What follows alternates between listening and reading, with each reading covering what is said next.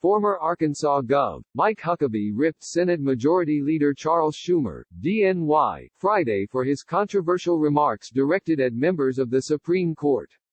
But there's a big difference between calling for a judge to recuse himself or herself because of prejudicial statements and attacking a judge saying, "I'm coming after you and you're going to pay dearly." That's a threat, Huckabee said on The Story with Martha McCallum. That's a serious threat. I think it crossed the legal line. Supreme Court at apparent odds over key abortion case on clinic access restrictions.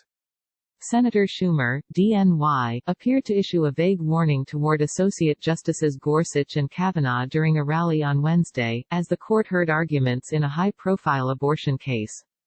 "I want to tell you, Gorsuch. I want to tell you, Kavanaugh. You have released the whirlwind and you will pay the price," Schumer warned during the rally hosted by the Center for Reproductive Rights. "You won't know what hit you if you go forward with these awful decisions," he added.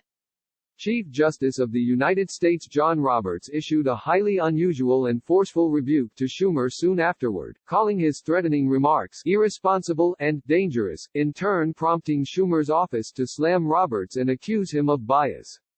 Click here to get the Fox News app. Huckabee said Schumer's comments were about stacking and changing the court.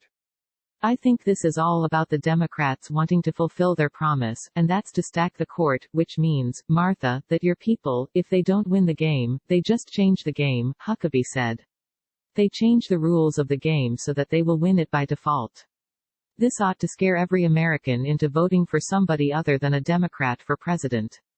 And it ought to make them realize that if they give the Democrats the majority of the Senate, there's going to be shenanigans that are really threatening the very essence of our constitutional form of separation of powers and a balance of powers. It's very, very frightening." Fox News' Ron Blitzer and Greg Ree contributed to this report.